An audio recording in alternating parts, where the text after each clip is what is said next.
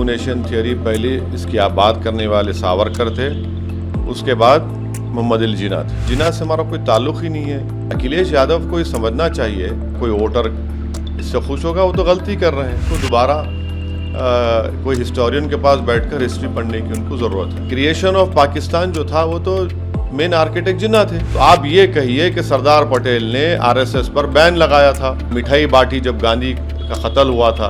इसको अंग्रेजी में कहेंगे डॉग विजिल पॉलिटिक्स। 15 मिनट के लिए किसी जगह पर पड़ता है और निकल जाता है, तो इसमें होम मिनिस्टर को तकलीफ क्यों हो रही है? अगर उनको अटैक करना क्या है कांग्रेस पार्टी को, तो अटैक करें। हर जुमे के दिन गुड़गांव में एक तमाशा होता है। आप इस तरह की बात करके और नफरत में इजाफा कर रहे, हमला हो गया, कोई गड़बड़ हो गई, इसका जिम्मेदार अमित शाह होंगे क्या? जो कि साथ में पढ़ाई की, बैरिस्टर भी बने और उसके बाद भारत की आज़ादी के लिए उन्होंने लड़ा, उसमें जिक्र है जिन्ना का।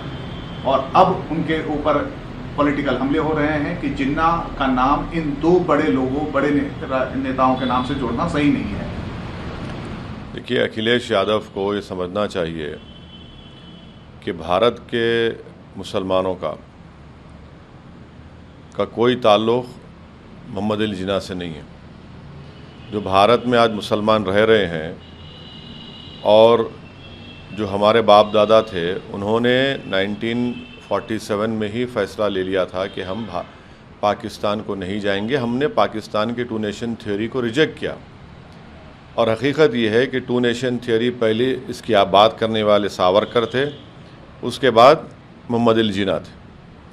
तो भारत के जो मुसलमान हैं उन्होंने भारत को अपना वतन माना और टू नेशन थियरी को रिजेक्ट किया। और जिन्ना से हमारा कोई ताल्लुक़ ही नहीं है। तो अखिलेश यादव को ये समझना चाहिए कि अगर वो इस तरह की बात करके समझ रहे हैं कि कोई तबक़ा या कोई हिस्सा या कोई वोटर इससे खुश होगा, वो तो गलती कर रहे हैं। उनको अपने एडवाइज़र्स को चेंज करना चाहिए या ख़ुद को उनको पढ़ना भी चाहिए। ये बात बिल्कुल सही है कि पाकिस्तान के क्रिएशन में मोहम्मद अली जिन्ना का सबसे बड़ा रोल रहा है। अब उसके पीछे क्या क्या है, तारीख़ में जाएंगे तो बहुत लंबी तारीख़ जाएगी, मगर ये इस्तेमाल करना और ये कहना है, ये तो अखिलेश यादव को मैं समझता हूँ कि उनको दोबारा कोई हिस्टोरियन के पास बैठकर हिस्ट्री पढ़ने की उनको ज़रूरत है। आपने एक बात कही है कि एक तबका खुश होता है। नहीं, मैं देखिए, नहीं, मैं सिर्फ मुसलमानों की बात नहीं कर रहा हूँ। मैं ये कह रहा हूँ कि हिस्ट्री का अगर कोई स्टूडेंट होगा तो आपको कंप्लीट बात बताएगा कि 1925 में क्या हुआ, 1934 में क्या हुआ, फिर 1937 में क्या हुआ, 1940 के बाद क्या हुआ। क्रिएशन ऑफ पाकिस्तान जो था वो तो मेन आर्किटेक्ट जिन्ना थे। तो आज मौजूदा दौर में आप उनकी बात कर रहे हैं।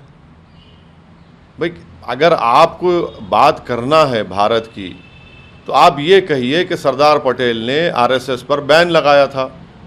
सरदार पटेल ने ख़त लिखा था कि कैसे आरएसएस पूरे मिठाई बांटी जब गांधी का कत्ल हुआ था। आप ये बात करते ना, आप वो बात करते ही नहीं हैं। तो इनको मेरे ख्याल से थोड़ा हिस्ट्री का लेसन पढ़ने की ज़रूरत है।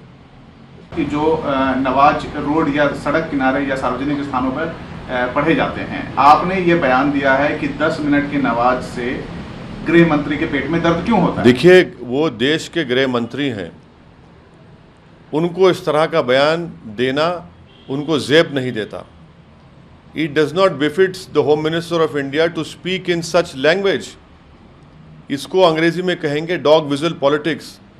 क्या वो नहीं जानते कि त्रिपुरा में जहाँ पर बीजेपी की सरकार है, वहाँ पर 15 मसाजिद को या तो जला दिया गया या नुकसान पहुँचाया गया? क्या वो नहीं जानते कि गुड़गांव में पुलिस के परमिशन रहने के बावजूद भी right wing Hindutva organisations protest करती हैं, नमाज के वक्त चीख पुकार करती हैं? और तीसरी बात यह है कि अगर मुसलमान जुमे की नमाज 10-15 मिनट के लिए किसी जगह पर पड़ता है और निकल जाता है, तो इसमें होम मिनिस्टर को तकलीफ क्यों हो रही है? क्या वो सिर्फ एक रिलीजन के होम मिनिस्टर हैं या पूरे देश के होम मिनिस्टर हैं? क्या वो तमाम रिलीजन के होम मिनिस्टर हैं या सिर्फ एक आइडियोलॉजी के होम मिनिस्टर हैं?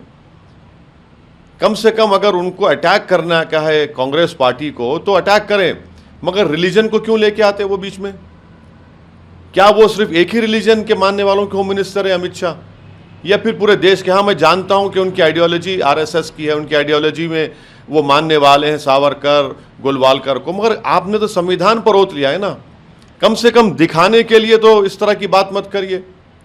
जबकि त्रिपुरा में इतनी तबाही और बर्बादी हो रही है, हर जुमे के दिन गुड़गांव में एक तमाशा होता है, तो ये इनको ज़ेब नहीं देता, बल्कि तो गलत बात उन्होंने कही।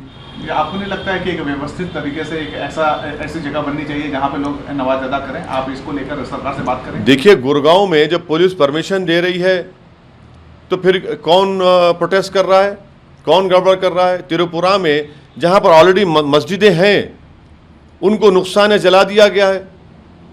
फिर होम मिनिस्टर त्रिपुरा के बारे में क्यों नहीं बोलते?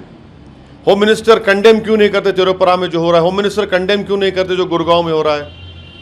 अगर 15-20 मिनट के लिए किसी जगह पर मुसलमान नमाज पढ़ के चला जाता है, कोई प्रॉपर्टी में चेंज नहीं होता, ना कब्जा करता है, चले आता है, आपको इतनी तकलीफ क्यों हो रही है? यही तो आप इस तरह की बात करके और नफरत में इजाफा कर रहे हैं मुसलमानों के लिए। आप और मुसलमानों, अगर कल किसी फ्राइडे जुम्मे की नमाज का कहीं पर मुसलमानों पर कोई हमला हो गया, कोई गड़बड़ हो गई, इसका जिम्मेदार अमित शाह होंगे क्या? क्यों इस तरह की बात करते हैं और आप नफरत और कंफ्यूजन क्रिएट कर रहे हैं?